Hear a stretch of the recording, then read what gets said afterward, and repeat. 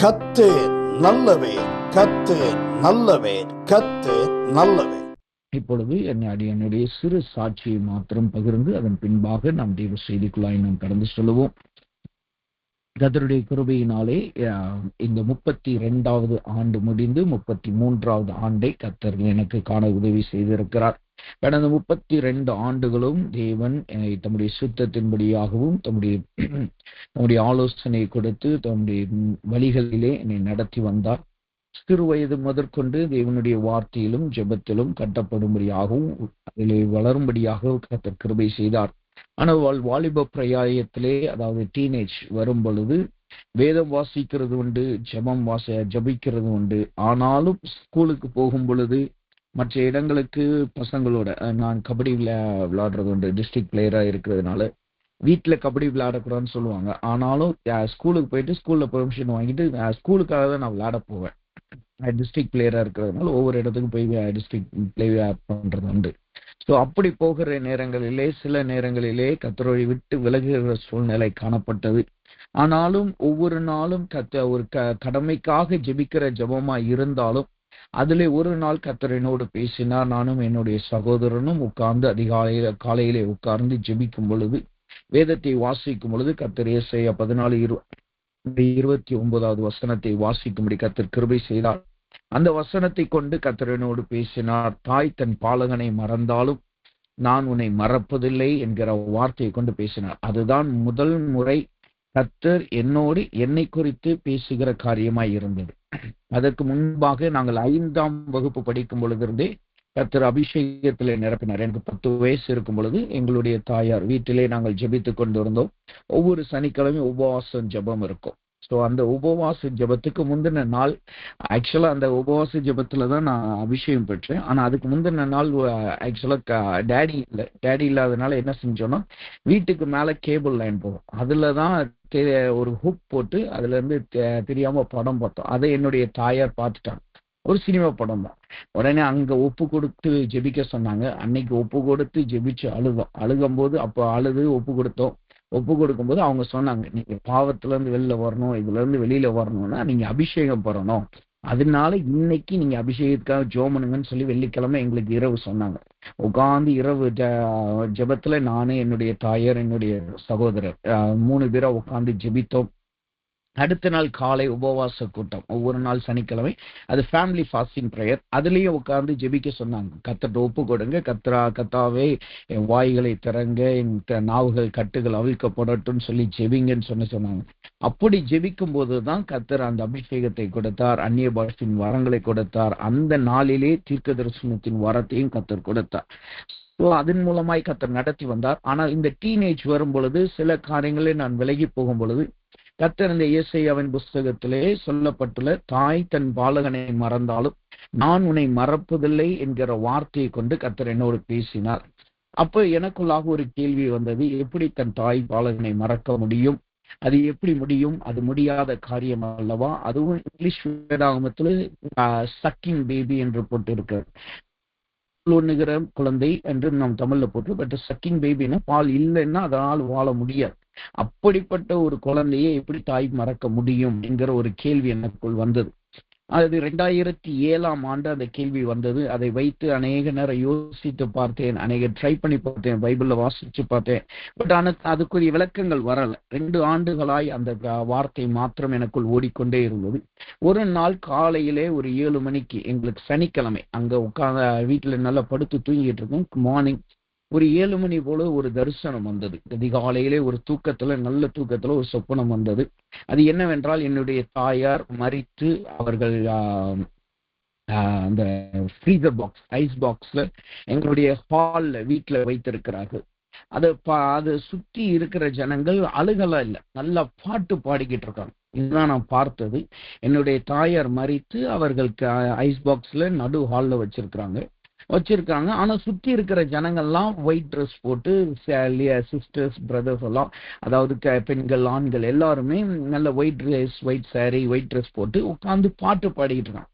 இதை பார்த்த உடனே எனக்குள்ளாக திடுக்கிட்டு நான் எழுந்த உடனே எனக்குள்ளாக ஒரு பெரிய பயம் வந்தது. என்ன பயம் வந்தது என்றால், என்னுடைய தாயார் மரித்து விட்டார்களோ என்று ஒரு பயம் வந்தது. அந்த பயம் வந்தோடனே ஓடி வந்து வெளியில பார்த்தேன். டேடி அப்பெல்லாம் கண்டினியூஸ் மினிஸ்ட்ரியில இருப்பாங்க. டேடி அன்னைக்கு வீட்டுல இல்ல. ஸோ நான் வெளியில வந்து பார்க்கும்போது என்னுடைய தாயார் வெளியில வாசல் கூட்டிக்கிட்டு இருந்தாங்க. காலையில ஒரு 7 மணி போல வாசல் கூட்டிக்கிட்டு இருந்தாங்க. என்னன்னு கேட்டாங்க. நான் ஒண்ணுமே சொல்லலை, சிரிச்சுட்டு அமைதியா உள்ள போயிட்டேன். அப்ப அந்த காரியம் என்னுடைய இருதயத்தில் ரொம்ப ஆழமாய் பதிந்தது. அதை வைத்து ஜெபிச்சுக்கிட்டே இருந்தேன். அதை யார்ட்டையுமே பகிரல, தகப்பன்ட்டையும் பகிரல, தாய்ட்டையும் பகிரல. பட் ஆனா 2009 ஆண்டு ஜனவரி மாதம் கர்த்தருக்குள்ளாக என்னுடைய தாயார் கர்த்தருக்குள்ளாக எடுத்துக்கொள்ளப்பட்டார். அன்றைக்கு அந்த தரிசனம் திரும்பி எனக்கு ஞாபகம் வந்தது. 6 மாதத்திற்கு முன்பாய் நான் பார்த்த அந்த தரிசனமாய் சொப்பனம் திரும்பி எனக்கு ஞாபகம் வந்தது. அன்றைக்கு கர்த்தர்ட்ட ஒப்பு கொடுத்து, எனக்கு அதை ஒப்பு கொடுத்து ஜெபிக்கவும் தெரியல. ஏன்னா மகா துக்கத்துல இருக்கிறோம். அன்னைக்கு போய் அடுத்த நாள் என்னுடைய தாயாரை அடக்கம் பண்ணிட்டு, அடுத்த நாள் எல்லாரும் அவங்கவங்க காரியத்தை பார்த்துக்கிட்டு இருக்காங்க. என்னுடைய தகப்பனார் அவருடைய துக்கத்துல இருக்கிறார். என்னுடைய சகோதரர் வந்து எங்க பெரியம்மாவோட அவங்க ஃபேமிலியோட இருக்காங்க. எல்லாரும் அவங்க காரியத்தை பார்த்துக்கிட்டு இருக்காங்க, துக்கத்துல இருக்காங்க. நான் எனக்கு என் கம்ஃபர்ட் பண்ணவோ யாருமே இல்லை. நான் வெளியில வந்து அமைதியா உட்கார்ந்துருக்கேன். அப்போ உட்கார்ந்து இருக்கும் போது எனக்கு யார் நம்மளை நடத்துவார், இனிமே யார் நம்ம கூட இருப்பா, டேடி மினிஸ்ட்ரிக்கு போயிட்டா யார் கூட. அப்போ ஒரு சத்தம் உண்டாது. சத்தம் உண்டானதுன்னா செவிகள்ல சத்தம் கேட்கல, என் இருதயத்துல இருந்து உள்ள இருந்து ஏதோ ஒரு சத்தம் வருகிற மாதிரி கேட்டது. அப்போ அந்த சத்தம் தெளிவாய் கேட்கிறது. தெளிவாய் கேட்டு சொன்னது, இந்த வசனத்துக்குரிய அர்த்தம் கேட்டாய் அல்லவா, தாய் தன் பாலகனை மறப்பாயோ மறக்க முடியுமோன்னு கேள்வி கேட்டாய் அல்லவா, அந்த வார்த்தைக்கு அர்த்தம் இதுதான். இப்போ உன்னுடைய தாய் மரித்து விட்டார்கள், உன்னை மறந்து விட்டார்கள், அவர்கள் இயற்கை நிமித்தமாய் மரித்து விட்டார்கள், ஆனா மறந்துட்டாங்க. அப்ப உன்னை யார் நடத்துவா? ஆனாலும் அவர்கள் உன்னை மறந்தாலும், அவர்கள் உன்னை விட்டு விலகி போயிருந்தாலும் நான் உன்னை நடத்துவேன் கர்த்தர் சொன்னார். அந்த 2009 ஆண்டு ஜனவரி 30 கர்த்தர் என்னோடு பேசினார். 30 கர்த்தர் கரத்துல ஒப்பு கொடுத்தேன். கர்த்தர் அப்போ கர்த்தர் சொன்னாரு, இன்றைக்கு உன்னுடைய ஜீவியத்தை கரத்துல ஒப்பு கொடு, நான் உன்னை நடத்துவேன் கர்த்தர் சொன்னார். அன்றைக்கு தான் முதல் முறை கர்த்தருடைய சத்தத்தை தெளிவாய் கேட்டேன். உடனே அன்றைக்கே ஒப்பு கொடுத்தேன். அப்படி அவங்க இருக்கிற இடத்திலேயே உட்கார்ந்து முழங்கால் போட்டு ஒப்பு கொடுத்து, ஆண்டவரே என் ஜீவியத்தை உடைய கரத்துல ஒப்படைக்கிறேன், நீங்க என்ன நடத்துங்க, என் தகப்பன் ஊழியத்துக்கு போனோம், நீர் என்னை பாதுகாத்துக் கொள்ளும், என்னை நடத்தும்னு சொல்லி ஒப்பு கொடுத்து, அன்னையிலிருந்து இன்னைக்கு வரைக்கும் கர்த்தருடைய கிருபையினாலே அவர் நடத்தி கொண்டு வருகிறார். அநேக நேரங்களிலே வழி விலகி போக வேண்டியது இருந்தது, அநேக காரியங்களை விலகி போக காரியங்களால் காணப்பட்டது.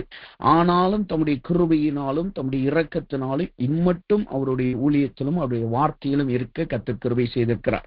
இது ஒரு காரியம். இரண்டாவதாக 2012 ஆண்டு டிசம்பர் 31 2012 ஆண்டு டிசம்பர் 31 அன்னைக்கு நான் டேடி கூட நியூ இயர் சர்வீஸ்க்காக ரெடி ஆகிட்டு இருக்கேன். அப்போ டேடி வந்து சென்னையில ஒரு அங்கிள் இருக்கிறாங்க, வின்சன் சொல்லி, அவங்ககிட்ட ஜோமனிக்கோ சொல்லி அவங்க கால் பண்ணி ஜோமனிக்கோன்னு சொல்லி சொன்னாங்க. கரெக்டா 10 மணிக்கு 9:30 அவங்களுக்கு கால் பண்ணாங்க. கால் பண்ணி எனக்கு கொடுத்தாங்க. அப்போ ஜெபிக்கும் பொழுது அவர்கள் மூலமாய் கர்த்தர் பேசினார். அப்போ பேசும்போது கர்த்தர் ஒரு வார்த்தையை கொடுத்தார். என்ன பேசுறேன்றா, உன்னுடைய சித்தத்தையும் உன்னுடைய விருப்பத்தையும் எல்லாத்தையும் என் கரத்துல நீ ஒப்பு கொடுக்கணும். இனிமே நான் தான் உன்னை நடத்துவேன். உன்னுடைய தகப்பனுடைய சித்தமோ உன்னுடைய சித்தமோ எதுவும் நீ செய்யணும் நீ நினைக்க கூடாது. எல்லாவற்றையும் என்கிட்ட கேட்டுதான் செய்யணும். நான் சொல்றதை மாத்திரம் தான் நீ செய்யணும் கத்துக்கணும். அப்ப 2012 ஆண்டு நைட்டு 9:30 டிசம்பர் 31 கர்த்தர் கரத்துல ஒப்பு கொடுத்து, அந்த நாள் முதற்கொண்டு கர்த்தர் ஊழியத்தின் பாதையிலே நடத்த ஆரம்பித்தார். அதுவரைக்கும் மற்ற காரியங்களை கர்த்தர் ஆசீர்வதித்தார், தேற்றினார். பட் 2012 ஆண்டு 31 தான் கர்த்தர் ஊழியத்திலே நடத்த ஆரம்பித்தார். பைபிள் காலேஜில் இருக்கும் பொழுதே 6 to 8 சபைகளுக்கு போய் நாங்கள் ஆராதனை செய்யவும் ஊழியம் செய்யவும் மெசேஜ் கொடுக்கவும் கர்த்தர் கிருபை செய்தார். 2013 ஆண்டிலிருந்து கர்த்தர் கிருபை செய்தார். 8 சபைகள், அதிலே பாதிக்கு பாதி CSI சபைகள், சின்ன சபைகள் தான். சில சபைகள்லாம் கூடாரம் கூட கிடையாது. ஆனாலும் அந்த சபைகள்ல போய் அங்கதான் கர்த்தர் பயிற்சிவிக்க ஆரம்பித்தார். நாங்க 2 பேர் மட்டும்தான் அந்த பைபிள் காலேஜ்ல இருந்து 2 பேர் போவோம். ஒருத்தர் வொர்ஷிப் நடத்துவாரு, இன்னொரு நான் வந்து மெசேஜ் கொடுப்பேன். சில நேரங்களில் வொர்ஷிப் நடத்துற வராத பட்சத்துல நான் மட்டும் போய் அந்த ஊழியத்தை நிறைவேற்ற கர்த்தர் கிருபை செய்தார். அந்த 2012 31 இரவுல இருந்து கர்த்தர் ஊழியத்தின் பாதையில நடத்த ஆரம்பித்தார். மட்டும் ஊழியத்தில் இருக்க உதவி செய்திருக்கிறார். சரி ஒவ்வொரு இடங்களுக்கும் மிஷினரியாய் நான் என்னோட ஃப்ரெண்ட்ஸ்கிட்ட பேசி லீவ் நாட்கள்லாம் அவங்களுடைய வீட்டுக்கு கிளம்பி போயிடுவேன். ராஜஸ்தான்ல ட்ரைபல் ஏரியாவுக்கு போயிடுவேன், குஜராத்ல ட்ரைபல் ஏரியாவுக்கு போயிடுவேன். அதே மாதிரி மகாராஷ்டிரா பார்டர், ராஜஸ்தான் மகாராஷ்டிரா பார்டர் அவங்களோட ஃப்ரெண்ட்ஸோட கிளம்பி போயிடுவேன். அங்க போய் அவங்களோட இருந்து அங்க ஊழியத்தை செய்யும்படி கர்த்தர் கிருபை செய்தார். அதன்படியாக ஒவ்வொரு நாளும் தம்முடைய சித்தத்தின்படி நடத்தி வந்தார். அப்போ அப்படி நடத்தி வரும்போதுதான் ஐஎல்ஸ் அப்புறம் ஐஎல்ஸ்ல சேர கிருபை செய்தார். அதுல சேர்ந்து படிக்கத்தான் ஆரம்பித்தேன். பட் ஆனா சில காரணங்கள் நிமித்தமாய் அப்ராட் போகிறது நிறுத்தப்பட்டது நிமித்தமாக அங்கேயே வேலை செய்ய கர்த்தர் கிருபை செய்து அங்கேயே வேலை செய்து ஸ்டாஃபா இருந்து எக்ஸிகியூட்டிவ் மேனேஜர் ஆகி அதிலே எனக்கென்று தேவனுடைய கிருபையினாலே கோயம்புத்தூர்ல புது ஆபீஸை பிரான்ச் ஓபன் பண்ணேன். சென்னையில ஆபீஸ் தான் இருந்துச்சு, பட் புது பிரான்ச்சு நம்ம கோயம்புத்தூர்ல ஓபன் பண்ணும்படி மெயின் பிளேஸ்ல ஓபன் பண்ணும்படி கர்த்தர் கிருபை செய்தார். அங்க ஊழியம் அங்க அந்த வேலைகள் செய்து கொண்டு இருக்கும்போது கர்த்தர் சொன்னார், இதோடு உன்னுடைய வேலை காலங்கள் முடிகிறது, நீ வீட்டுக்கு திரும்பணும்னு சொல்லி கர்த்தர் டேடி மூலமாய் பேசினார். ஆனாலும் நான் சொன்னேன், எனக்கு சம்பளம் வருகிறதே, கொஞ்ச நாள் இருக்கிறேன் அப்படின்னு. ஆனா கர்த்தர் சொன்னபடியே அவர் சொன்னபடியே ஒரே மாதத்துல கர்த்தர் மீண்டும் திரும்பியும் வீட்டுக்கு அழைத்து கொண்டு வந்தார். சின்ன சிக்ஷையை கொடுத்து கர்த்தர் வீட்டுக்கு கொண்டு வந்து இனிமே நீ ஊழியம் தான் செய்வாய், நீ இதுதான் உன்னுடைய ஊழியம் சொல்லி புதிய ஊழியத்தை ஆரம்பிக்க டேடியோட இருந்து ஊழியம் செய்ய கர்த்தர் கிருபை செய்தார். இதுவரைக்கும் ஊழியத்திலே நடத்தி வந்து கொண்டு இருக்கிறார். அதற்காக கர்த்தருக்கு நன்றி செலுத்துகிறேன். அதன் பின்பாக 2019 ஆண்டிலே எஃப்எம்பிபி மிஷின்ல மினிஸ்ட்ரியிலே இருக்க 6 மாதம் அங்கு எஃப்எம்பிபி மிஷின்ல ட்ரைனிங் எடுக்க கர்த்தர் கிருபை செய்தார். 2018 ஆண்டிலே வைவாம்லே ட்ரைனிங் 9 மாதங்கள் மிஷினரி ட்ரைனிங் எடுக்கவும் கென்யா தேசத்துல போய் 1 மாதங்கள் ஊழியம் செய்யவும் ட்ரைபல் மக்கள் மத்தியில ஊழியம் செய்யவும் கர்த்தர் கிருபை செய்தார். கடைசியாக 2020 ஆண்டு நானும் திருமணமான பின்பு நானும் ஷைனியும் ஜெபித்துக் கொண்டிருந்தோம். கர்த்தாவே, எங்களை இணைத்ததற்கு காரணம் என்ன, உங்களுடைய சித்தம் என்னன்னு சொல்லி. எங்களுக்கு வாஞ்சை என்னவென்றால் நார்த் இந்தியாவில் ஊழியம் செய்யணும். ஆனா கர்த்தர் சொன்னார், நீங்க வேறு தேசத்துக்கு போகணும் அப்படின்னு சொல்லி ஒரு தரிசனத்தை கொடுத்தார். அதை கூகுள்ல சர்ச் பண்ணி பார்த்தோம். சர்ச் பண்ணி பார்க்கும்போது அப்பதான் அந்த நாட்டினுடைய பேரை எங்களுக்கு தெரியும், ஈக்குவடார்னு சொல்லி. ஈக்குவடார்ங்கிற நாடு தெரிஞ்ச உடனே அங்க போக ஆயத்தமானோம். அநேக காரியங்கள் டேடி ஷேர் பண்ணியிருப்பாங்க. நிறைய சாட்சிகள் அந்த ஊழியத்திலே நடக்க போகிறதுக்கு முன்பாக நிறைய சாட்சிகளை கர்த்தர் கொடுத்தார். கர்த்தர்ட்ட ஜெபிக்க ஆரம்பிச்ச, ஆண்டவரே ஃபைனான்ஸ் காரியத்தை கர்த்தர் சந்திங்க. கர்த்தர் சொன்ன ஒரு வார்த்தை என்னன்னா, அந்த சிறு பையன் அப்பத்தையும் மீனிங் கொடுத்தது போல உன் கரத்துல இருக்கிறத கொடு. அப்பதான் புதிதாய் ஒரு கார் வந்திருந்தது. அந்த கார் அப்படியே வாங்கினது 10 லட்சம். ஆனால் அந்த கர்த்தர் சொன்னதுனால விற்க வேண்டிய அந்த நேரத்துல 6.5 லட்சத்துக்கு தான் அந்த போச்சு. அதை அப்படியே 6.5 லட்சத்துக்கு வித்துட்டு அந்த பணத்தை எடுத்து தான் நாங்க ஈக்குவடார் போனோம். ஈக்குவடார் போறதுக்கு முன்னாடி நாங்க பார்த்தது ஒரே ஒரு காரியம் என்னன்னா, அந்த தேசம் எப்படி இருக்கு பார்த்தா கட்டடங்கள், பெரிய கட்டடங்கள் கிடையாது. ஆனா அப்ப சர்ச் பண்ணி பார்க்கும்போது ஒரே ஒரு வாழை மரம் மட்டும்தான் இருந்துச்சு. அப்ப நானும் ஷைனியும் பேசிக்கிட்டோம், சொன்னோம், அங்க எது இருக்கோ இல்லையோ, மொழி தெரியுதோ இல்லையோ, கலாச்சாரம் எப்படி இருக்கோ தெரியலையோ, நம்மளுக்கு ஒரு வாழை மரம் தெரிஞ்சிருச்சு. அப்போ வாழைப்பழத்தினாலும் சாப்பிட்டு உயிரோட வாழ்ந்து ஊழியம் செய்யலாம். கர்த்தர் சொல்லிட்டார், போவோம். இதுதான் நானும் ஷைனியும் பேசிக்கிட்டது. அப்படின்னு சொல்லி அந்த வாழை மரத்தை வச்சுதான் ஜெபிச்சோம். அன்னைக்கு நைட்டு 12-1 மணி இருக்கும் என்று நினைக்கிறேன். ஆண்டவரே, இதை காண்பித்து இதை வச்சு நாங்க புறப்பட்டு போறோம், இந்த வாழைப்பழத்தினாலும் சாப்பிட்டு நாங்க அங்க நமக்காய் ஊழியம் செய்வோம்னு சொல்லி புறப்பட்டு போனோம். அங்க போய் கர்த்தர் பெரிய காரியத்தை கிருபையினால் தம்முடைய இரக்கத்தினால் நடத்தினார். அங்கதான் மினிஸ்ட்ரி பிறக்க கர்த்தர் கிருபை செய்தார். அதுவும் ஆச்சரியமான வழிகளில் நடந்தது. ஷைனி போய் ஹாஸ்பிட்டல் எப்படி இருக்கிறது, எந்த ஹாஸ்பிட்டல்ல சேரலாம் சொல்லி பார்க்க போயிருந்தோம். பார்க்க போன இடத்துல டாக்டர் சொன்னாங்க, உங்களுக்கு டெலிவரி ஆகுறதுக்கு டைம் ஆயிடுச்சு, சாரி, நீங்க ரெடியா இருக்கிறீங்க, பேபி வர ரெடியா இருக்கு, அதனால உடனே ஹாஸ்பிட்டல் அட்மிட் ஆகும்னு சொன்னாங்க. எந்த இடம்னு தெரியாது, மொழியும் தெரியாது. உடனே ஹாஸ்பிட்டல் அட்மிட் ஆகி அந்த இடத்துல ஆக்சுவலா அங்க இடம் கிடையாதுன்னு சொல்லிட்டாங்க. ஆனா வெளியில உட்காந்து ஷைனி ஜெபிச்சுக்கிட்டு இருங்க. அப்ப திடீர்னு டாக்டர் வந்து சொல்லியிருக்கிறாங்க, ஒரு இடம் திடீர்னு காலி ஆயிடுச்சு, நீங்க வாங்கன்னு சொல்லி அந்த ஹாஸ்பிட்டல்ல ஜாயின் ஆகி குழந்தை பிறந்தது கூட எனக்கு தெரியாது. அடுத்த நாள் மத்தியானம் ஷைனியை தேடி போகும்போதுதான் சொன்னாங்க, உங்களுக்கு ஏற்கனவே குழந்தை பிறந்துருச்சு. இப்படிப்பட்ட சூழ்நிலையில தான் கர்த்தர் நடத்தினார். ஆனாலும் அந்த இடத்துல ஊழியத்தை நிறைவேற்ற ஒரு புதிய இடத்துக்கு போய் புதிய ஊழியத்தை ஆரம்பிக்க இயேசுவின் ஊழியம் தான் நாங்க ஆரம்பித்தோம். இந்த வில்டர்னஸ் என்கிற ஊழியத்தை இயேசுவின் ஊழியத்தின் பிரான்ச்சா வச்சு ஆரம்பித்தோம். கடைசி அந்த ஈக்குவடார்ல இருந்து கிளம்பி வரும்போது 4 விதமான ஊழியங்கள் எங்கள் கையில் இருந்தது. யூத் மினிஸ்ட்ரி இருந்தது, ஃபேமிலி மேரிட்டல் கவுன்சிலிங் மினிஸ்ட்ரி இருந்தது, பைபிள் ஸ்டடி இருந்தது, churches renovation and restoration ministry இருந்தது. இது மாதிரி 4 ஊழியங்கள், பிரதானமான ஊழியங்கள் இருந்தது, பெரிய ஊழியங்கள் இருந்தது. ஆனாலும் கர்த்தர் சொன்னார், நான் இப்ப சொல்றேன், நீங்க கிளம்பி போங்க. இதுக்கு இடையில ஷைனியுடைய தாயார் மரித்தார்கள். ஆனாலும் கர்த்தர் சொல்லிட்டார், மரித்தோரை அடக்கம் பண்ணட்டும், நீங்க போகும். உடனே நாங்கள் கர்த்தருடைய வார்த்தை கீழ்ப்படிந்தோம். ஆனால் பிப்ரவரி மாதம் என்று நினைக்கிறேன், அன்றைக்கு கர்த்தர் பேசினா, நீங்கள் இந்திய தேசத்துக்கு போகும். உடனே அந்த 4 ஊழியங்களை மற்ற பாஸ்டர் பிரிச்சு கொடுத்தோம். எந்த பாஸ்டர் கொடுக்கணும்னு சொல்லி ஜெபித்தோம். கற்றுக் கொடுத்த பெயர்களை வைத்து ஜெபித்து அவர்களை கூப்பிட்டு, இந்த ஊழியத்தை நீங்க பார்த்துக்கோங்க, கான்டாக்ட் இதுதான் சொல்லி கொடுத்தோம். பின்பு பொருட்கள் இருந்தது. அங்க இருக்கிற பொருட்கள், நிறைய பொருட்கள் இருந்தது. அது என்ன செய்யும் தெரியல, விற்கலாமான்னு யோசிப்போம். ஆனாலும் எங்களுக்குள்ள அது விற்க மனசு, ஏன்னா எல்லாமே ஜெபிச்சு வந்தது. அப்ப நம்ம ஜெபிக்கும் போது ஒரு பொருள் வந்தோன்னே எவ்வளவு சந்தோஷம் வந்துச்சு, விசுவாசம் பெருகிச்சு. அப்ப மற்றவங்களுக்கும் பெருகுமே ஜெபிக்க ஆரம்பித்தோம்.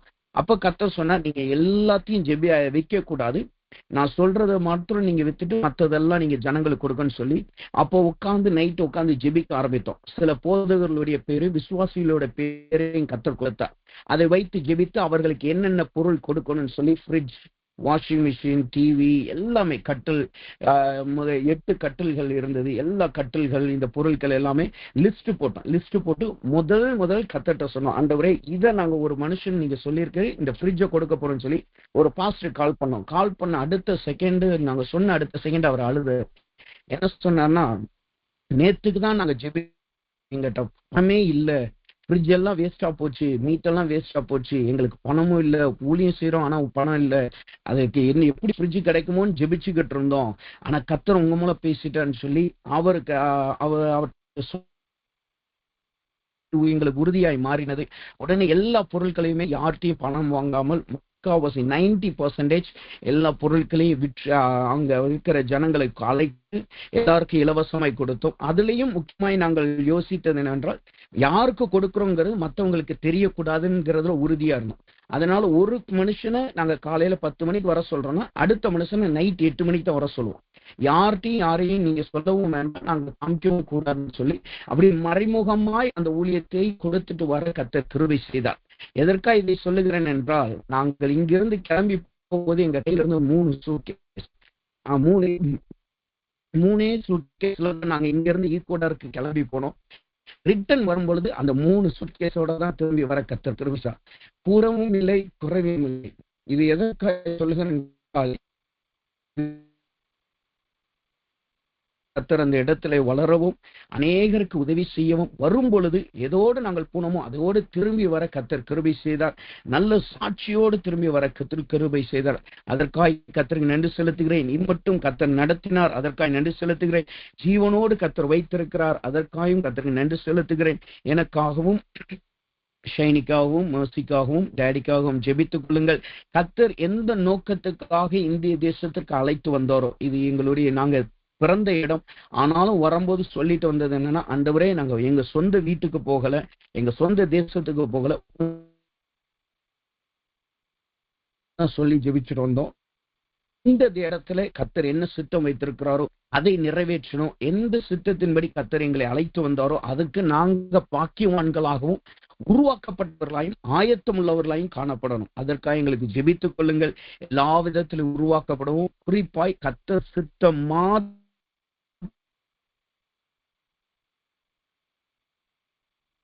எங்களோடு இருக்கும்படியாய் ஜெபித்துக் கொள்ளுங்கள். மீண்டும் ரிஷியாய் எனக்காய் ஜெபித்த, எனக்கு வாழ்த்து சொன்ன எல்லா தெய்வ பிள்ளைகளுக்காக நாங்கள் யாவருக்கும் நன்றி செலுத்துகிறேன். கர்த்தர் தாமே உங்கள் யாவரையும் ஆசீர்வதிப்பாராக. கர்த்தர் நல்லவர், கர்த்தருடைய கிருபையும் தயவும் நம் யாவரோடும் கூட இருந்து வழி நடத்துவதாக. இப்பொழுது நாம் கேட்ட ஒரு சிறு சாட்சிக்காகவும் நாம் கேட்ட எல்லா அறிவிப்புகளுக்காக ஒரு நிமிடம் எல்லாரும் கர்த்தரை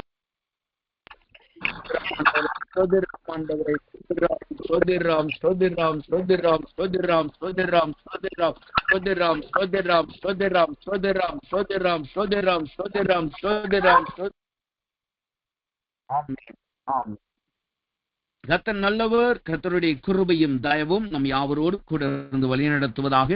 இப்பொழுது நாம் தேவ செய்திக்குள்ளாய் நாம் கடந்து செல்வோம்.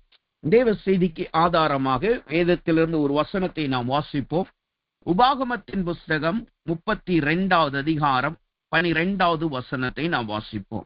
உபாகமத்தின் புஸ்தகம் 32வது அதிகாரம் 12வது வசனத்தை நாம் வாசிப்போம்.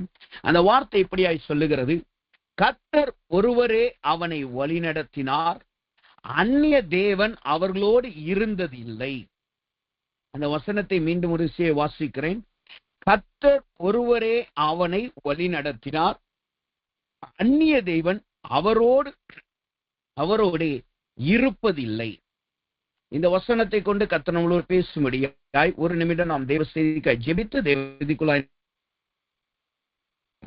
அன்பின் பரலோக பிதாவே, துதிக்கிறோம், ஸ்தோத்திரிக்கிறோம். ஆண்டவரே, இந்த நாளிலும் தேவனுடைய கிருபையும் தயவும் எங்களோடு கூடந்தக்காய் நன்றி செலுத்துகிறோம். கர்த்தாவே, இப்பொழுதும் ஆண்டவரே இம்மட்டும் உங்களுடைய சாட்சியை கேட்கவும், ஆண்டவரே அறிவிப்பு கேட்கவும், நல்ல ஜெபத்தை ஏறெடுக்கவும் கர்த்தர் கிருபை பாராட்டினீர். அதற்காய் நன்றி செலுத்துகிறோம். ஆண்டவரே, இப்பொழுதும் நாங்கள் தெய்வ செய்திக்குள்ளாய் நாங்கள் கடந்து வருகிறோம். கர்த்தர் எங்களோடு பேசுவீராக. உடைய கிருபையும் தயவும் எங்களோடு கூட இருப்பதாக. சுய மாமிசம் எல்லாம் மறைக்கப்படுவதாக. நாங்கள் தேவ சத்தத்தை கேட்கிறது மாத்திரமல்ல, அதன்படி நடக்கும்படியா எங்கள் யாவருடைய ஆவியாத்மா சரீரம் சிந்தனையுடைய கரத்தில் ஒப்படைக்கிறோம். நீரை பொறுப்படுத்திக் கொள்ளும், ஆளுகை செய்திடலாம். இயேசுவின் நாமத்தில் ஜெபிக்கிறோம் நல்ல பிதாவே, ஆமென், ஆமென்.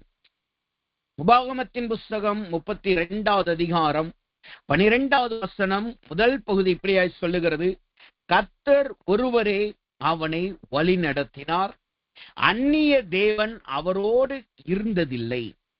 இந்த வசனத்தை நாம் வாசிக்கும் பொழுது இங்கு தேவன் ஒருவரே அவனை நடத்தினார் என்று ஒரு தேவ பிள்ளையை குறித்து இங்கு கர்த்தருடைய வசனம் கொடுக்கிற சாட்சியாய் காணப்படுகிறது.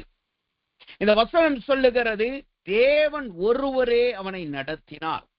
இப்படிப்பட்ட சாட்சி, இப்படிப்பட்ட ஜீவியம், இப்படிப்பட்ட கர்த்தரால் கொடுக்கப்படுகிற நற்சாட்சி நம்முடைய ஜீவியத்திலே காணப்பட வேண்டியது அவசியமாய் இருக்கிறது.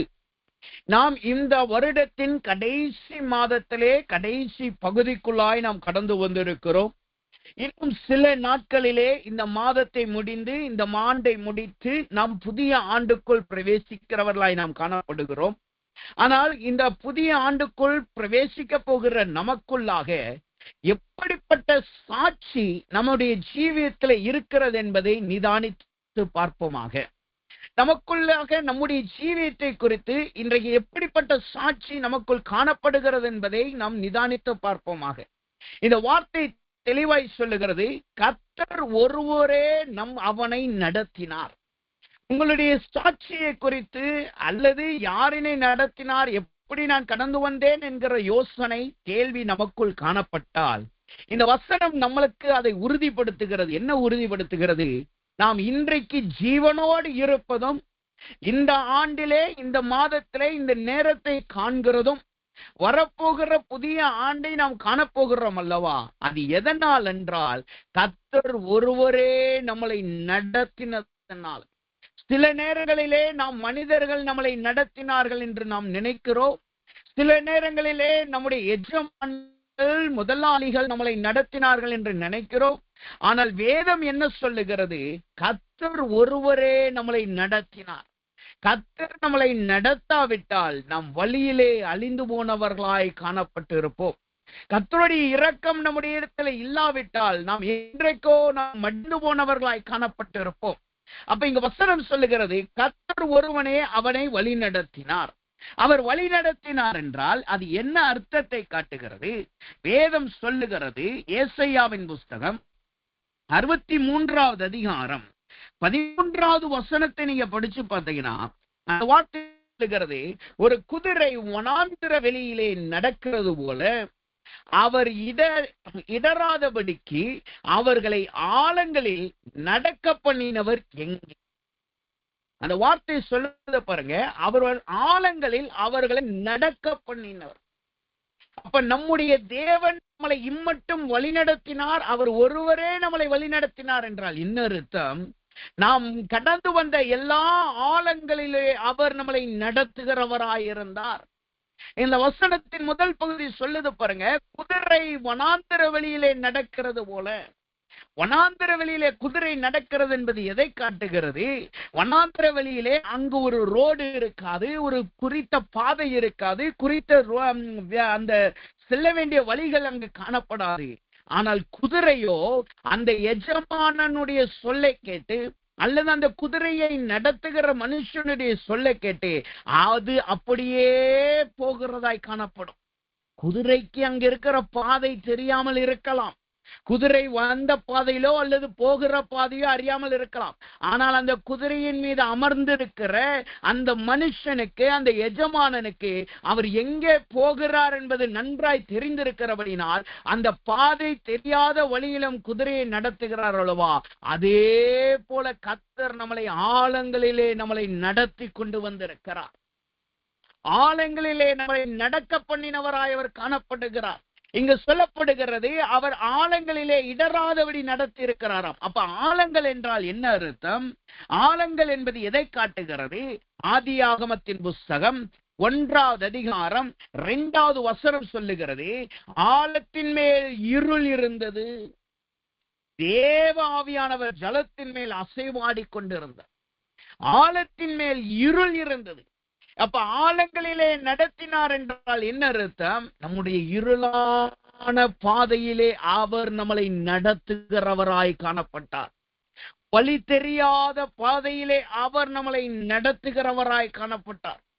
நாம் எங்கே போவோம், எங்கு போய் முடிய போகிறது, இந்த வாழ்க்கை எங்க போய் முடிய போகிறது, இந்த பிரச்சனை எங்க போய் முடிய போகிறது, இவ்வளவு பெரிய போராட்டத்திலிருந்து நான் எப்படி வெளியே வரப்போகிறேன் என்று நாம் யோசித்தோம் அல்லவா, அதிலே நம்மளை அவர் நடத்துகிறவராயிருந்தார்.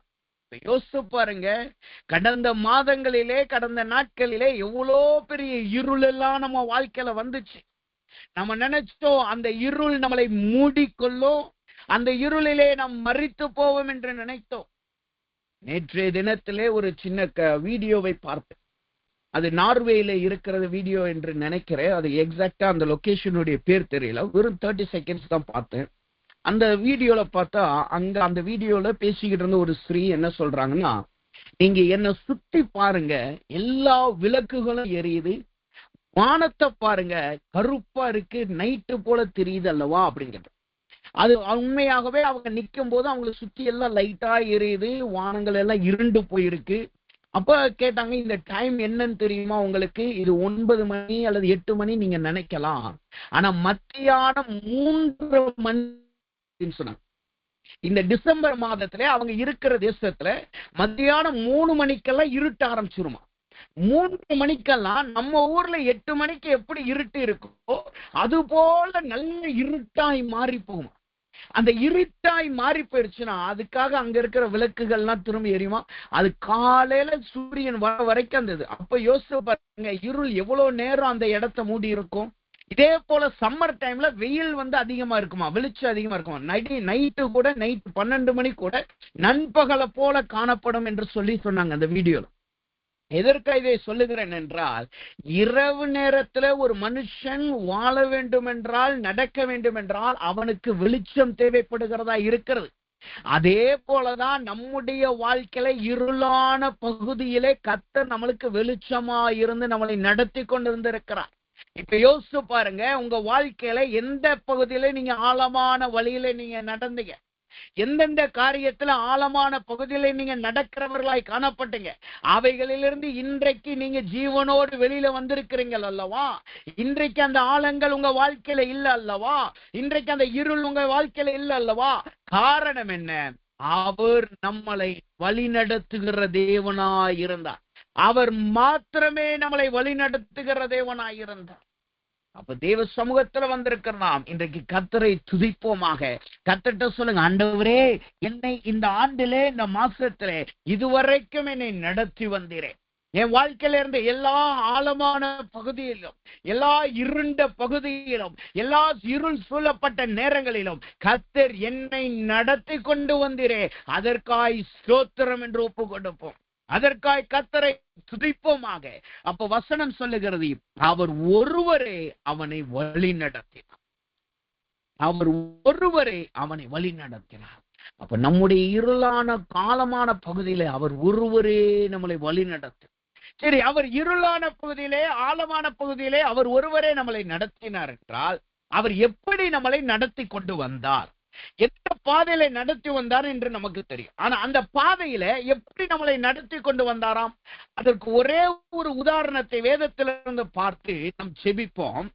வேதம் சொல்லுகிறது 2 நாளாகமத்தின் புஸ்தகம் 32வது அதிகாரம் 22வது வசனத்தை நாம் வாசித்தோம் என்றால், 2 நாளாகமத்தின் புஸ்தகம் 32வது அதிகாரம் 22வது வசனம் சொல்லுகிறது, இப்படி கர்த்தர் எசேக்கியாவையும் எருசலேமின் குடிகளையும் அசீரியருடைய ராஜாவின் சனகரிப்பின் கைக்கும் மற்ற எல்லாருடைய கைக்கும் நீங்களாக்கி ரட்சித்து அவர்களை சுற்றுப்புறத்துக்கு விலக்கி ஆதரித்து நடத்தினார்.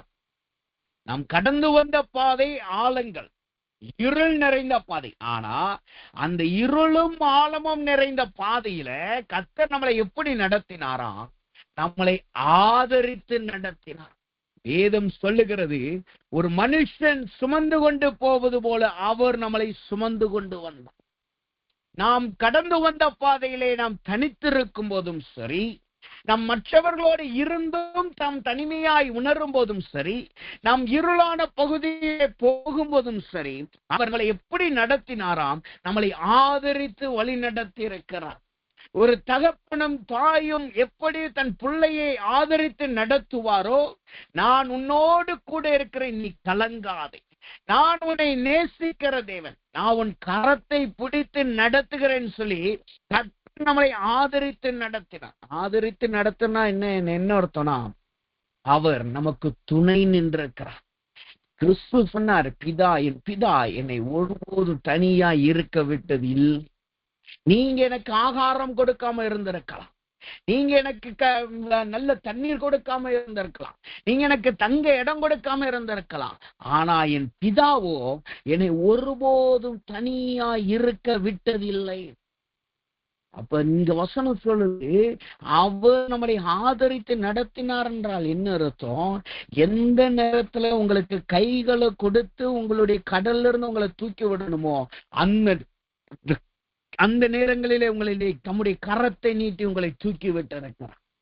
எந்த நேரத்திலே நாம் அழிந்து போவோம், அலைகளினால் மூழ்கடிக்க போவோம் சொல்லி படகிலிருந்து கதறணும் அல்லவா, குடும்ப சூழ்நிலையை வைத்து கதறணும் அல்லவா, அந்த சூழ்நிலையிலும் கர்த்தர் எழும்பி நமக்கு விரோதமாய் வந்த காற்றையும் கடலையும் அவர் அமர்த்தி போட்டிருக்கிறார். நாம் சிறைச்சாலையிலே பேதுருவை போல படுத்திருக்கும் போது, இதோடு என் வாழ்க்கை சிறைச்சாலையிலே முடிய போகிறது, இன்னும் பண்டிகை நாள் வந்துருச்சுன்னா என்ன வெளியில கொண்டு வந்து கொன்று போட்டுருவாங்க, நான் இனிமே வாழ போறதில்ல, கர்த்தருக்கே ஸ்தோத்திரம் என்று சாக போகிறேன் என்று நாம் ஆயத்தமாய் இருந்தோம் அல்லவா, அப்பையும் கர்த்தர் சொல்லி, இந்த வியாதி உன்னை மேற்கொள்ளாது, இந்த சிறைச்சாலை உன்னை மேற்கொள்ளாது, இந்த பலவீனங்கள் உன்னை மேற்கொள்ளாதுன்னு சொல்லி கர்த்தர் தம்முடைய வார்த்தையை கொண்டு நம்மளை வெளியே கொண்டு வந்தார் அல்லவா, இரும்பு கதவுகளை திறந்து நம்மளை வெளியே கொண்டு வந்தாரவா, அதுதான் நம்மளை ஆதரித்து நடத்தின தேவனை காட்டுகிறது. அவர் நமக்கு ஒத்தாசையா இருந்து நம்மளை நடத்தி கொண்டு வந்திருக்கிறார்.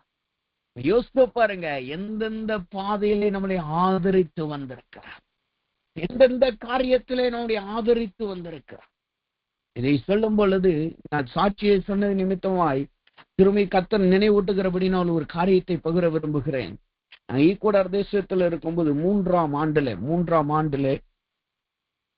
திடீரென்று மெர்சி வந்து அப்பதான் 3 வயசு ஆகல, 2.5 வயசு அப்பதான் ஆகுது. எங்களுக்கு 3ஆம் ஆண்டு. அப்பதான் 3ஆம் ஆண்டு தொடங்கி இருக்கு. அன்னைக்குதான் உட்கார்ந்து கர்த்தர்ட்ட நன்றி சொல்லி ஜெபிச்சுட்டு அதுவே நாட்கள் போகிறது. ஒரு வாரம் கழிச்சுட்டு திடீர்னு பார்த்தா கையில இருக்கிற பணங்கள் காலியா போயிடும்.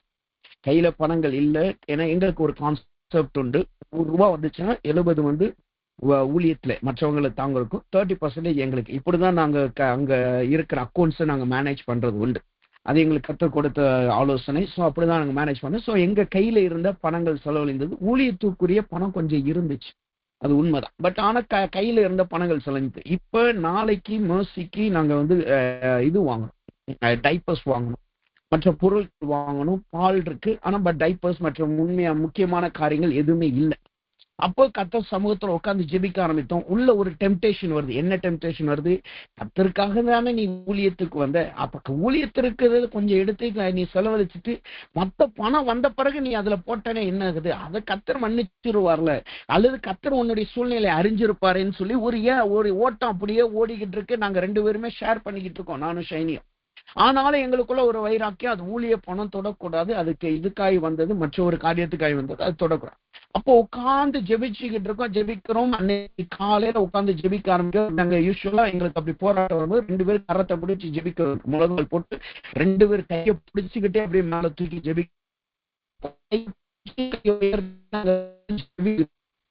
எங்கள் பக்கத்துக்கு கீழே இருந்து கூப்பிடும். நாங்க இருந்து மாடி வீட்டுல, கீழே இன்னொரு வீட்டுல ரெண்டல் வீடு. அவங்க அடிக்கடி பேசுறது கிடையாது. யூஸ்வலா அவங்க பேச மாட்டாங்க, எங்கிட்ட வந்து பேச மாட்டாங்க. நாங்களும் அதிகமா பேசுறது, அவங்க ரிசர்வ் டைப், அதனால நாங்க அதிகமா பேசுகிறது கிடையாது. அப்படி இருக்கிற சூழ்நிலையில அவங்க திடீர்னு வந்து அவங்க சத்தம் கேட்குது. சத்தம் கேட்ட உடனே நாங்க ஜெபிச்சுக்கிட்டு இருக்கோம். சரி, ஜெபத்தை விட்டு போகக்கூடாது அப்படின்னு சொல்லி நல்லா ஜெபிச்சுக்கிட்டு இருக்கோம். திடீர்னு பார்த்தா அவருடைய பையனை அனுப்பி எங்க டோர் அப்படியே நாக் பண்றாங்க. உடனே வேற வழி இல்லை, உடனே எஞ்சி போயிட்டு கதவை திறந்த உடனே அந்த அவங்க அந்த பையனுடைய தாயார் அப்படியே படியில ஏறி, அந்த படியில பாதி தூரம் முழுசா ஏறி வரல, பாதி தூரம் வந்து நின்றுட்டு ஒரு பெரிய டைப்பர் பேக் பாத்தீங்கன்னா 65 பீசஸ் பெரிய பேக் அங்க இருக்கு. 65 பீசஸ்னா நம்ம ஊர்ல கம்மி, பட் அங்க வந்து கிட்டத்தட்ட 2500 இருந்து 3000 ரூபாய் ஆகும். அந்த அளவுக்கு அது விலைகள் விற்கும். அந்த 65 பீசஸ் இருக்கிற 64 பீசஸ் இருக்கிற அந்த பேகை கொண்டு வந்து கொடுத்துட்டு, இது என்னுடைய பிள்ளைக்காக வாங்கினது, ஆனா சைஸ் என்னன்னு தெரியல, திடீர்னு வித்தியாசமா இருக்கு, இதை உங்களுடைய குழந்தைக்கு நீங்க வச்சுக்கோங்கன்னு சொல்லிட்டு அவங்க கொடுத்துட்டு அவங்க பாட்டு அமைதியா போயிட்டாங்க. எதுவுமே நாங்க சொன்னோம் இல்ல வேண்டாம் எங்கிட்ட இருக்கு அப்படின்னு சொன்னோம். ஆனாலும் இல்ல நீங்க வச்சுக்கோங்க, எனக்கு என்னமோ உங்களுக்கு கொடுக்கணும்னு தோணுதுன்னு சொல்லிட்டு கொடுத்துட்டு, அவங்க நினைச்சா அவங்க காலேஜ் ப்ரொஃபசர் மற்ற ரிலேட்டிவ்ஸ்ல இருக்காங்க, நினைச்சா அவங்க மற்றவங்களுக்கு கொடுத்துருக்கலாம், கால் பண்ணி கொடுத்துருந்துருப்பான். ஆனா திடீர்னு அவங்க சொன்னாங்க எங்களுக்கு தோணுதுன்னு சொல்லி அப்படியே கொண்டு வந்து கொடுத்தாங்க. எதற்காக இதை நான் சொல்லுகிறேன், அந்த நேரத்துல தேவைகள் சந்திக்கப்பட வேண்டுங்கிற நேரத்துல கர்த்தர் எங்களுக்கு ஒரு தகப்பனையும் தாயை போல ஆதரிக்கிறவரா இருந்தார். அந்த நேரத்துல டேடி இருந்தாவோ, அங்கிள் இருந்தாவோ, அல்லது ஆன்டி இருந்திருந்தாவோ, அவங்க எப்படி என்னுடைய மகனும் என்னுடைய மருமகனும் அவங்க கஷ்டப்படுறாங்க, நான் உதவி செய்யறேன் முன்னாடி வந்திருப்பாங்களோ, அதே போல யாரும் இல்லாத தேசத்துல, அநேகர் எங்களை அறியாத தேசத்துல கர்த்தர் அங்க ஆதரிக்கும்படி ஒரு மனுஷனை அங்க எழுப்பி கர்த்தர் எங்களை ஆதரித்தார். இதே போல கடந்த மாதத்துல கர்த்தர் நம்மளை ஆதரித்து வழிநடத்தி வந்திருக்கிறார்.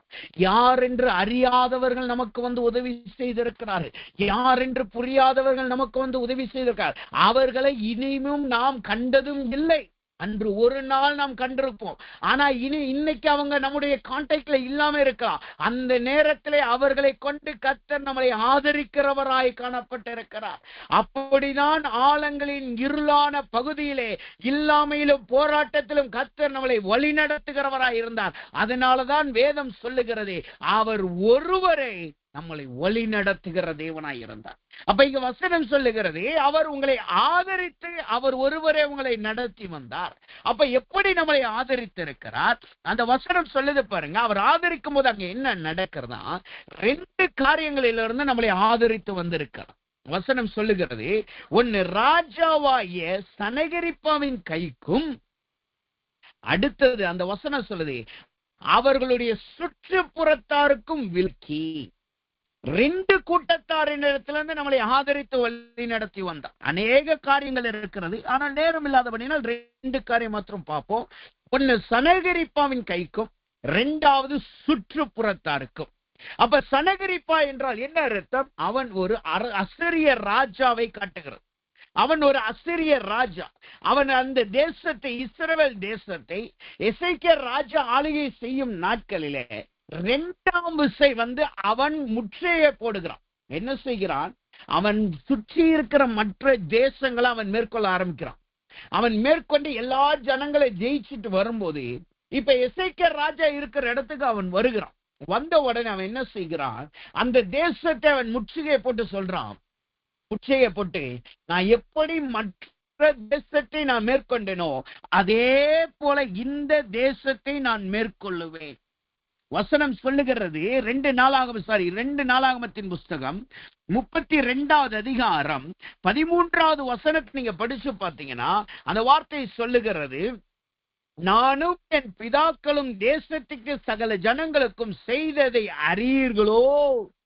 அவன் சொல்லுகிறான் பாருங்க, நான் மற்ற தேசத்துக்கு, என் பிதாக்கள் மற்ற தேசத்துக்கும் மற்ற ஜனங்களுக்கும் செய்ததை போல நான் உங்களுக்கு செய்கிறவனாய் காணப்படுகிறேன் சொல்லி அவன் எசேக்கியா ராஜாவுக்கு முன்பாக அந்த ஜனங்களுக்கு முன்பாக அவன் முற்றுகை போட்டு அவர்களை மேற்கொள்ளும்படியாக இந்த சகரிப்பா காணப்படுகிறான். அவன் அங்க அப்படி மட்டும் காணப்படல, அந்த சகரிப்பா என்னென்ன காரியங்கள் செய்கிறான் பாருங்க. அதே 32வது அதிகாரத்துல 10வது வசனத்தை நீங்க படிச்சு பார்த்தீங்கன்னா அவன் சொல்றான், சகரிப்பா சொல்லுகிறது என்னவென்றால், முற்றுகை போடப்பட்ட எருசலேமிலே நீங்கள் இருக்கும்படிக்கும் நீங்கள் எதின் மேல் நம்பிக்கையாய் இருக்கிறீர்கள். உங்களை சுற்றி போராட்டம் என்கிற பிரச்சனை நான் இருக்கிறேன், உங்களை மேற்கொள்ளும்படியாய் நான் வந்திருக்கிறேன். ஆனா எந்த நம்பிக்கையிலப்பா நீங்க உள்ள இருக்கிற, எந்த நம்பிக்கையில நீ எருசலேமில் இருக்க? யார் உன்னை வந்து காப்பாத்துவா? யார் உன்னை விடுவிப்பா? வாழ்க்கையில சில நேரங்கள்ல இப்படிதான் நம்ம போனோம். நம்மளை சுற்றி பிரச்சனைகள் இருந்தது, நம்மளை சுற்றி போராட்டங்கள் இருந்தது. ஆனா அந்த நேரங்கள் எல்லாம் நம்முடைய ஜீவியத்துல இப்படிப்பட்ட கேள்விதான் இருந்தது, யாரை நம்பி நான் இந்த போராட்டத்தை மேற்கொள்ளுவேன்? சிலர் வந்து சொன்னாங்க, சிலர் வந்து கேட்டாங்க, யார நம்பிப்பா நீ இன்னும் இந்த ஜெபத்திலே தரித்திருக்கிற? யார நம்பி நீ காத்துக்கிட்டு இருக்க? யார்கிட்டயாவது போய் நீ கடன் வாங்கு, ஏதாவது நீ செய்யி, ஏதாவது உன் பலத்துல செய்யின்னு சொல்லி அநேகர் வந்து நம்முடைய வாழ்க்கையில சொன்னார்கள். ஆனாலும் கர்த்தர் நம்மளை ஆதரிக்கிற தேவனாய் அந்த சூழ்நிலையிலே காணப்பட்டார். சனகரிப்பா சொல்லுகிறான் பாருங்க, எதன் மீது நீ நம்பிக்கையாயிருக்கிறாய்? எதன் மீது நீங்கள் நம்பிக்கையாயிருக்கிறீர்கள்? கேள்வி நம்முடைய ஜீவியத்தில் அன்றைக்கு வந்தது உண்டு. இரண்டாவதாக இந்த சனகரிப்பா என்ன செய்கிறான் பாருங்க. ராஜா 11வது வசனம் சொல்லுது, நம்முடைய தேவனாகிய கர்த்தர் நம்மை அசீரியருடைய ராஜாவின் கைக்கு தப்புவிப்பார் என்று எசேக்கியா சொல்லி, நீங்கள் பசியினாலும் தாகத்தினாலும் சாகும்படி உங்களை போதிக்கிறான் அல்லவா? அந்த வசனம் சொல்லுது பாருங்க, நம்முடைய தேவன் நம்மளை தப்புவிப்பான்னு சொல்லி எசேக்கியா ராஜா உங்களை சாக பண்ணுகிறார். ஏன்னா ஒரு பகைஞன் முற்றுகை போட்டுட்டா எந்த ஜனங்களும் எருசலேமின் கோட்டையை விட்டு வெளியிலையும் வர முடியாது, யாரும் உள்ளேயும் போக முடியாது. ஏன்னா வெளியில வந்தா பகைஞன் இருக்கான். அதனால வெளியில தான் வயல்வெளிகள் இருக்கும். வயல்வெளிக்கு போனாதான் இவங்களுக்கு ஆகாரம் இருக்கும். ஆனா இவங்க சத்ருவான் வயல்வெளியில இருக்கிறதுனால இவங்களால கோட்டையின் கதவை தாண்டி வெளியில வர முடியாது. அந்த எருசலேமுக்குள்ளதான் இருக்கணும். அதனால ஆகாரங்கள் கொஞ்சம் கொஞ்சமா குறைஞ்சிட்டு வரும். அப்ப அதைத்தான் பார்த்துட்டு இவன் சொல்றான், சனகரிப்பா சொல்றான் பாருங்க, நீ கர்த்தர் என்னை விடுவிப்பார் என்று எசேக்கியேல் சொல்லுகிறான் அல்லவா? எசேக்கியா ராஜா சொல்லுகிறானே, அவனுடைய வார்த்தை என்னவா இருக்கிறது? அவன் உன்னை பட்டினியிலே சாக பண்ண போகிறான். இதை எதை காட்டுது தெரியுமா?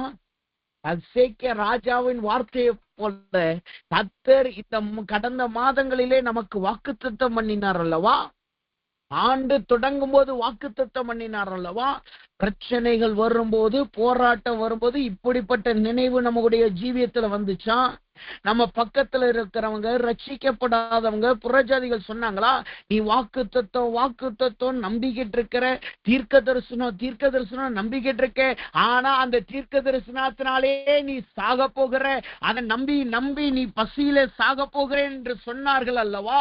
ஆனால் அந்த சூழ்நிலையிலும் கர்த்தர் நம்மளை நடத்தினார் அல்லவா? அந்த சூழ்நிலையிலும் கர்த்தர் நம்மளை நேர்த்தியா நடத்தினார் அல்லவா? நாங்க எங்களை இந்திய தேசத்திற்கு கர்த்தர் வர சொல்லும் பொழுது ஜெபிக்க ஆரம்பிச்சோம். எங்களுக்குள்ளாக விசுவாசம், கர்த்தர் சொல்லிட்டாரு வர சொல்லும். ஆனா யார்த்தையும் கடன் வாங்கிடக்கூடாது. டேடி கூட கால் பண்ணி சொன்னாங்க, லோன் சொல்றாங்க, லோன் கிடைச்சிருன்னு சொல்றாங்க, அல்லது மற்றவங்க பொருளை வச்சு நீங்க லோன் எடுத்துக்கோங்கன்னு சொல்றாங்க, ஏதாவது பண்ணலாமா? டேடி எங்களுக்கு கற்றுக் கொடுத்தது விசுவாசத்திற்கும் கர்த்தர் சொன்ன. நான் அதையே திரும்ப சொன்னேன், அவங்க சொல்றது என்கிட்ட வந்து சொல்றீங்க நல்லதுதான், ஆனாலும் உங்களுக்கு எனக்கு நல்லா தெரியும், கர்த்தர் சொன்னா செய்வார். அவர் சொல்லி அங்க நடக்கலையா ஒன்னும் பிரச்சனை இல்லை, இங்கேயே நாங்க ஊழியத்தை பார்த்துக்கிட்டு இருக்கோம். அப்ப ஒரு போதகர் ஃபேமிலியும் வந்து சொன்னாங்க, இது உண்மையாகவே கர்த்தர் உங்ககிட்ட சொன்னாரா? கர்த்தர் சொல்லி இருந்தா நீங்க இந்நேரம் இந்தியாவுக்கு போயிருக்கணும் அல்லவா? இந்த வார்த்தையை கேட்டு மற்ற எல்லா ஊழியத்தையும் நீங்க விட்டுட்டீங்க, எல்லா ஊழியத்தையும் மற்றவங்ககிட்ட கொடுத்துட்டீங்க, பொருட்களையும் நீங்க கொடுக்க போறேன்னு சொல்லிட்டீங்க, இதை கேட்டே நீங்க தரித்திராய் போய் அப்படியே சொன்னாங்க. இதை கேட்டு நீங்க எல்லாத்தையும் இழந்து போயிடாதீங்க. எங்கிட்டையும் கர்த்தர் 6 வருஷத்துக்கு முன்னாடி பேசினாரு, இதுவரைக்கும் அது நடக்கல, அப்ப உங்களுக்கு உடனே நடக்கணும் அர்த்தம் கிடையாது. இன்னைக்கு கர்த்தர் சொல்லி இருக்கிறார்னா இந்திய தேசத்துக்கு என்னைக்காவது ஒரு நாள் கொண்டு போவாரு. அது வரைக்கும் நீங்க காத்திருந்து இழைச்சு போயிடாதீங்க. மத்த காரியத்தை பாருங்க. பிள்ளைய ஸ்கூல்ல சேர்க்க, நாங்க இதுக்காகவே மர்சி ஸ்கூல்ல சேர்க்கவே இல்லை. ஜூன் மாதம் ஆனது, ஆனாலும் அங்க மே மாசம் ஸ்கூல் ஆரம்பிச்சிருவாங்க. மே மாசம் ஆனது ஸ்கூல்ல சேர்க்கவில்லை. எங்களுக்குள்ள பயம் இருந்தது, ஆனாலும் ஒரு வைராக்கியம் இருந்தது. கர்த்தர் சொன்னால் செய்வார். அப்ப நிறைய சொன்னாங்க, அங்க இருக்கிற 3-4 பேர் சொன்னாங்க, போதகர் ஃபேமிலி சொன்னாங்க. ஆனாலும் கர்த்தர் எங்களை ஆதரிக்கிறவராயிருந்தார். அந்த நாட்களிலும் ஆகாரத்துக்கு ஒன்றும் குறைவில்லாமல் நடத்தினார். அப்ப இங்க வசனம் சொல்லுது, கர்த்தர் நம்மளை ஆதரித்து வந்தார் என்றால் என்ன அர்த்தம்? மற்றவர்கள் சொன்னார்கள் அல்லவா, நீ வெட்கப்பட்டு போவாய், நீ தீர்க்க தரிசனம் வசனம் ஓடுகிறாய் அல்லவா, நீ இதனாலேயே சாக போகிறாய் என்று சொன்னார்கள் அல்லவா. அந்த சூழ்நிலையிலே கர்த்தர் நம்மளை ஆதரித்திருக்கிறார். நாம் விழுந்து போகாதபடி நம்முடைய கரத்தை அவர் பிடித்திருக்கிறார். நாம் தள்ளாடினது உண்மைதான், நாம் யோசித்த உண்மைதான், நமக்கு சந்தேகம் வந்தது உண்மைதான், ஆனால் நாம் விழுந்து போகவில்லை. அவர் நம்மளை தூக்கி எடுத்தார், அவர் நம்மளை பலப்படுத்தினார். அதனாலதான் இன்னைக்கு வரைக்கும் நம்ம சாட்சியாய் நிற்க முடிகிறது. அப்ப 2வதாக ஆதரித்து வரும்போது எப்படி ஆதரித்து வந்திருக்கிறார்? மற்றவர்களுடைய இழிவான பேச்சுக்கும் அவிசுவாசத்தின் வார்த்தையிலும் கர்த்தர் நம்மளை ஆதரித்திருக்கிறார். 3வதாக அந்த வசனம் சொல்லுகிறது, சனகரிப்பா என்ன செய்கிறவனா இருந்தானா, அவன் சொல்றான் பாருங்க, 17வது வசனம் சொல்லுகிறது, 17வது வசனம் சொல்லுகிறது, தேசங்களுடைய ஜாதிகள் தேவர்கள் தங்கள் ஜனங்களை என் கைக்கு தப்புவிக்காதிருந்தது போல எசேக்கியாவின் தேவனும் தன் ஜனங்களை என் கைக்கு தப்புவிப்பது இல்லை என்று இஸ்ரவேலின் தேவனாகிய கர்த்தர் நிந்திக்கவும் அவருக்கு விரோதமாய் பேசவும் அருபங்களை எழுதினான். இந்த ராஜா என்ன செய்கிறான்? சனகரிப்ப என்ன செய்யறான் பாருங்க, நிருபங்களை எழுதுறான். நிருபங்களை எழுதி எல்லாத்தையும் கொடுத்து என்ன சொல்றான் பாருங்க, நாங்க எல்லா தேசத்துக்கும் போனோம், நாங்க எல்லா தேசத்தையும் மேற்கொண்டோம், அவங்க தெய்வங்கள்னால ஒண்ணுமே செய்ய முடியல, அவங்க தெய்வம் அவங்களை காப்பாத்தல, இஸ்ரவேலின் தேவன் எருசலேமின் தேவன் உங்களை காப்பாற்றிடுவாரோ, உங்களை அவர் விடுவிச்சிருவாரோ, இல்ல மத்த தெய்வத்தை போல மத்த ஜனங்களை போல நீங்களும் கைவிடப்பட்டுருவீங்களோன்னு சொல்லி அவர்கள் அநேக நிந்தையான வார்த்தைகளை பேச, நம்முடைய வாழ்க்கையில கடந்த நாட்கள்ல வந்த நிந்தையான பேச்சுகள் இப்படித்தான் இருந்தது. உன்னை போல எத்தனை பேரை நான் பார்த்திருக்கிறேன், உங்களை போல ஜெபிக்கிறவங்களை எத்தனை பேர் நான் பார்த்திருக்கிறேன், வசனங்களை வாசிக்கிறவங்க எத்தனை பேரை பார்த்திருக்கிறேன். ஆனா இன்னைக்கு அவங்க விழுந்து போயிருக்கிறாங்க. இன்னைக்கு அவங்க வைராக்கியமா அந்த நாள்ல இருந்தாங்க, ஆனா அவங்க இன்னைக்கு விழுந்து போயிருக்கிறாங்க. அவங்க இன்னைக்கு ஒண்ணுமில்லாம போயிருக்காங்க. அவங்க இன்னைக்கு தரித்திரராய் மாறிக்கிறாங்க. நீயும் அப்படிதான் மாறுவாய், நீயும் அப்படிதான் விழுந்து போவாய் சொல்லி நம்மளை குறித்து நிந்தித்தவர்கள் அநேகர். வேதம் சொல்லுகிறது, கோலியாத் நாளும் அதிகாலையிலே இஸ்ரவேல் ஜனங்களை நிந்தித்தான். என்ன நிந்தித்தான்? நான் கோலியாத், என்கிட்ட நீங்க முடிஞ்சா சண்டை போட்டு, உங்ககிட்ட இருக்க தெய்வம் என்ன தெய்வம் பாரு, என்கிட்ட நீ சண்டை போட்டு பாரு, உன்ன அப்ப தெரியும். அப்பையும் இந்த நிந்தை எங்க வரும் தெரியுமா? உங்களுடைய வாழ்க்கையில சில சிறுமைகள் வரும், உங்களுடைய வாழ்க்கையில சின்ன போராட்டங்களும். எப்போதான் இவங்களுக்கு போராட்டம் வரும், எப்போதான் சிறுமை வரும் காத்துக்கிட்டு இருப்பாங்க பாத்தீங்களா, அவங்க உடனே வெட்டுக்கிளையை போல பவுஞ்சா புறப்பட்டு சொல்லியிருப்பாங்க, நீ நிந்திக்கப்படுகிறாய், நீ அருவறுக்கப்பட்டவன், நீ இப்படியே கேட்டு உன் தெய்வம்லாம் உன்னை விடுதலையாக்காது, உன் வசனம்லாம் உன்னை விடுதலையாக்காது, உன் ஜபம்லாம் ஒன்னும் போகான்னு சொல்ல செய்தார்கள் அல்லவா. அந்த நேரத்திலும் கர்த்தர் நம்மளை ஆதரித்திருக்கிறார். நாம் நிந்திக்கப்பட்ட சூழலிலே கர்த்தர் நம்மளை ஆதரித்திருக்கிறார். இஸ்ரவேல் ஜனங்கள் கோலியாத்தினால் நிந்திக்கப்பட்டது உண்மைதான், ஆனால் அதே இஸ்ரவேல் ஜனங்களை தாவீதை கொண்டு கர்த்தர் ஆதரித்தார். நாம் நிந்திக்கப்பட்ட சூழ்நிலையிலே, சிறுமைப்பட்ட நிலைமையிலே யாரெல்லாம் நம்மளை நிந்திச்சாங்களோ அவங்க முன்னாடி கர்த்தர் ஒரு ஒத்தாசை பண்ணி நம்மளை உயர்த்தி இருக்கிறார். நம்மளை ஒத்தாசை பண்ணி இன்றைக்கு நம்மளை நடத்தி கொண்டு வந்திருக்கிறார். இன்றைக்கு நாம் ஜீவனோடு இருப்பதும் நல்ல சாட்சியோடு வாழ்வது காரணம் அவர் ஒருவரே நம்மளை ஆதரித்தது. அவர் ஒருவரே நம்மளை ஆதரித்தது. யோசித்து பாருங்க, சனகரிப்பா வந்து சொல்றான், உங்க தேவன்லாம் உன்னை விடுதலையாக்க மாட்டாரு, எல்லா தெய்வத்தையும் பார்த்துட்டோம். யோசித்து பாருங்க, இஸ்ரவேல் ஜனங்களுடைய மனநிலை, முஸ்லிம் ஜனங்களுடைய மனநிலை எப்படி இருக்கும்? அவங்க யோசித்து இருப்பாங்க, நம்ம கோட்டைக்குள்ளேயே இருக்கிறோமே, சாக போகிறோமே, ஐயோ பசி பட்டினியில இருக்கிறோமே, இவன் சொல்றபடி உண்மையா இருக்குமான்னு சொல்லி சில பேர் யோசித்து இருக்கலாம். ஆனா எசேக்கியா என்ன செய்தான் பாருங்க, வசனம் சொல்லுகிறது. எசேக்கியாவை நீங்க குறிச்சு வாசித்து பார்த்தீங்கன்னா 2 ராஜாக்களின் புஸ்தகம் 19வது அதிகாரம் 20வது வசனத்தை நீங்க வாசித்து பார்த்தீங்கன்னா, அப்பொழுது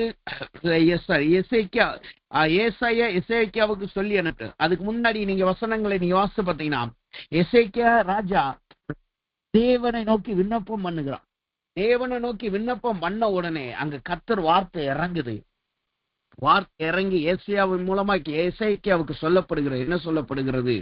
அங்கு கர்த்தர் 4 காரியத்தை செய்கிறார். என்ன செய்கிறார்? 1, நீ அந்த வசனம் சொல்லுது பாருங்க, 20வது வசனம் சொல்லுகிறது, ஏசாயா எசேக்கியாவுக்கு சொல்லினது, இஸ்ரவேலின் தேவனாகிய கர்த்தர் உரைக்கிறது என்னவென்றால், அசிரியர் ராஜாவாகிய சனகரிப்பாவின் நிமித்தம் நீ என்னை நோக்கி பண்ணின விண்ணப்பத்தை கேட்டேன்.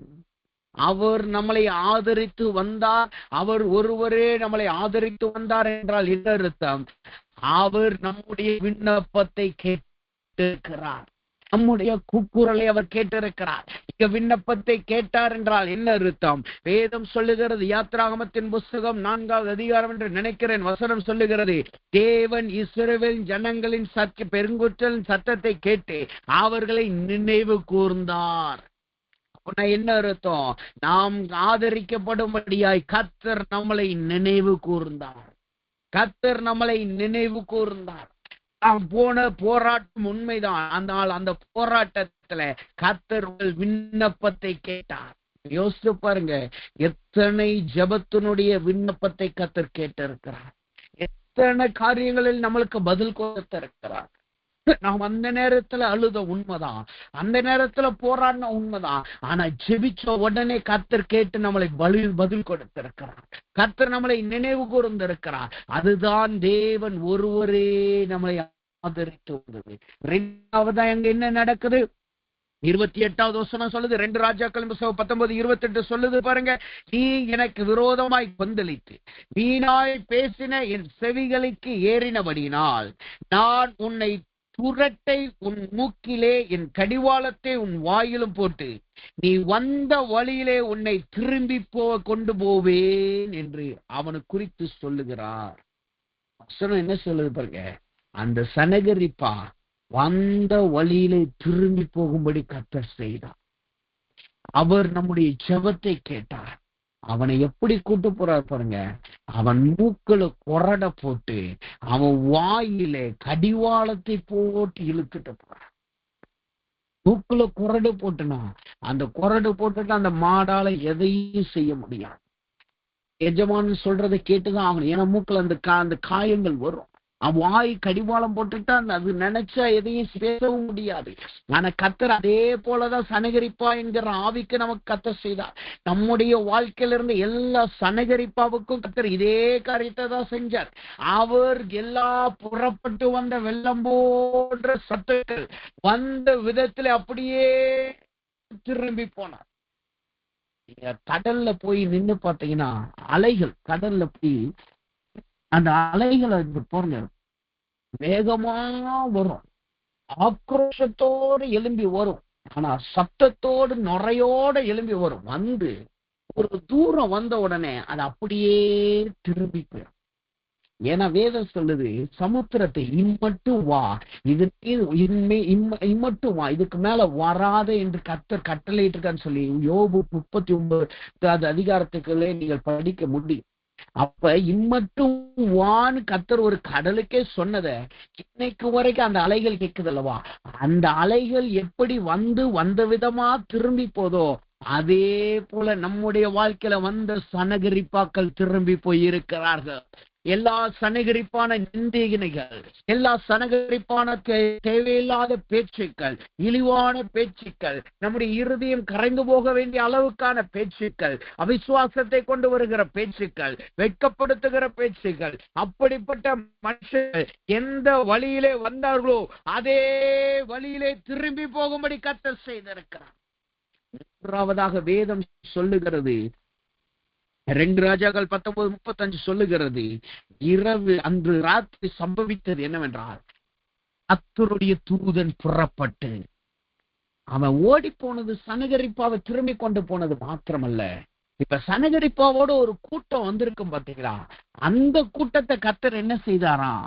இரவிலே ஒரு தூதனை புறப்பட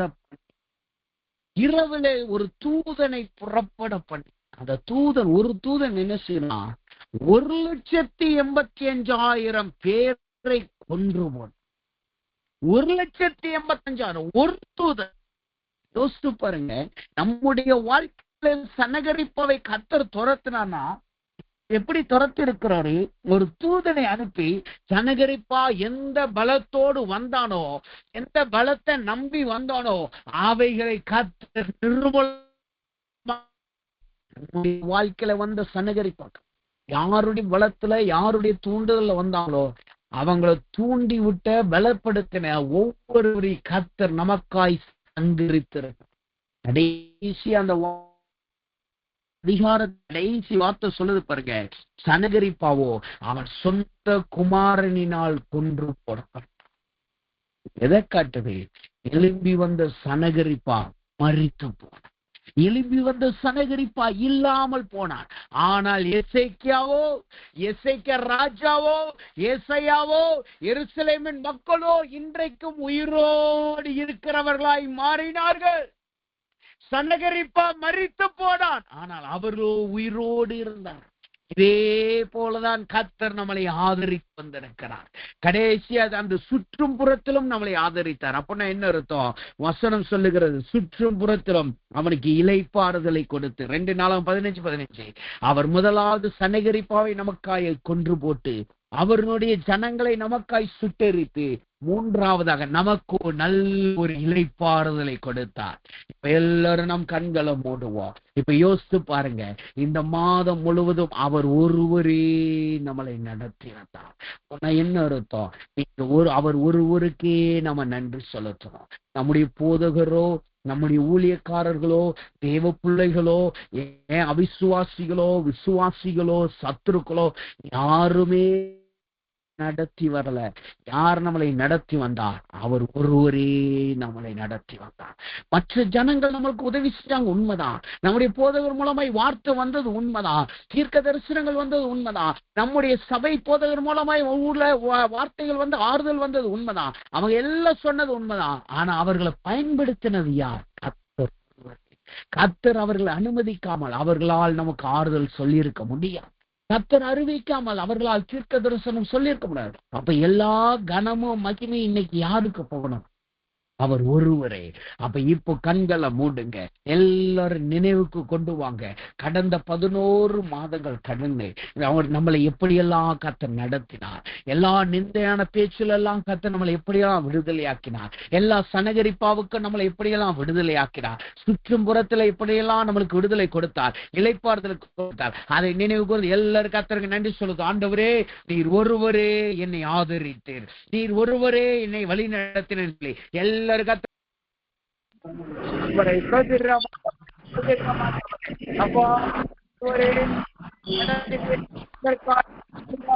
நீர் ஒருவரே எங்க வாழ்க்கையில வந்த எல்லா சனகரிப்பாவின் ஆவிகள், எல்லா நிந்திக்கிற பேச்சுக்கள், எல்லா அவமானத்தின் பேச்சுக்கள், வெட்கப்படுத்தப்படுகிற அனுபவங்கள், ஆண்டவரே வேதனையின் அனுபவங்கள் நெருக்கப்படுகிற சூழ்நிலைகள் எல்லாவற்றிலும் ஒருவரே எங்களை ஆசிரியல்லவா, அதற்காக உமக்கு ஸ்தோத்திரம் ஆண்டவரே. உடைய வார்த்தையினாலும் உடைய ஊழியக்காரர்களினாலும் உடைய ஜனங்களின் மூலமாகவும் கர்த்தரை ஆதரிக்கிறே, அதற்காக நன்றி செலுத்துகிறோம் ஆண்டவரே. சுற்றும் புறத்தும் எங்களுக்கு ஒரு இளைப்பாறுதலை தந்திருக்கிறேனே, எங்களை விலகி விளைப்பாறுதல் தந்திருக்கிறேன், அதற்காக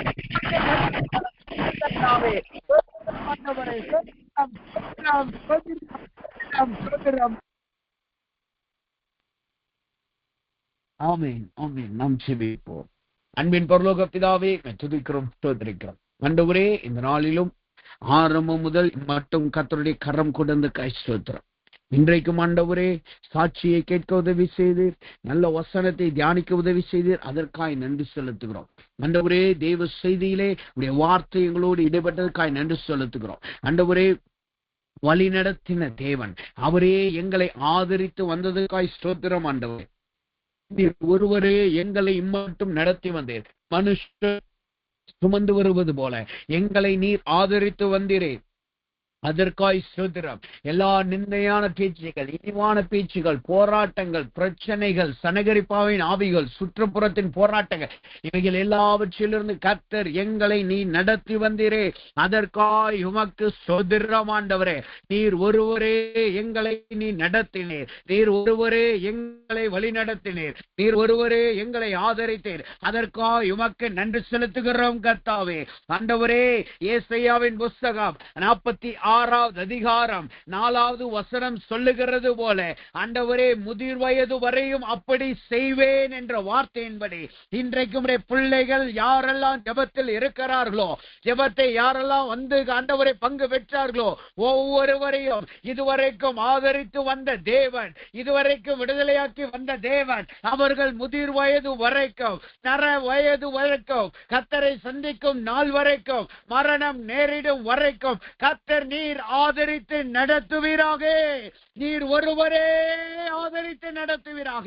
இந்த மாதத்தோடு அல்ல, இந்த ஆண்டோடு அல்ல, புதிய ஆண்டிலும் சரி, வரப்போகிற பல ஆண்டுகளிலும் சரி, கர்த்தருடைய பிள்ளைகளை நீர் ஒருவரே நீர் நடத்த போகிற கை ஸ்தோத்திரம். ஆண்டவரே, அப்படி நீ சேரக்கா நன்றி செலுத்துகிறோம். எல்லா துதி கன மகிமை உமக்கே செலுத்துகிறோம். ஆண்டவரே, நீர் கொடுத்த சாட்சிக்காய் நன்றி செலுத்துகிறோம். ஆண்டவரே, உடைய கிருபையும் தயவும் எங்கள் யாவரோடு கூட இருப்பதாக எல்லா துதி கன மகிமை உமக்கே செலுத்துகிறோம். இயேசுவின் நாமத்தில் ஜெபிக்கிறோம் நல்ல பிதாவே, ஆமென் ஆமென்.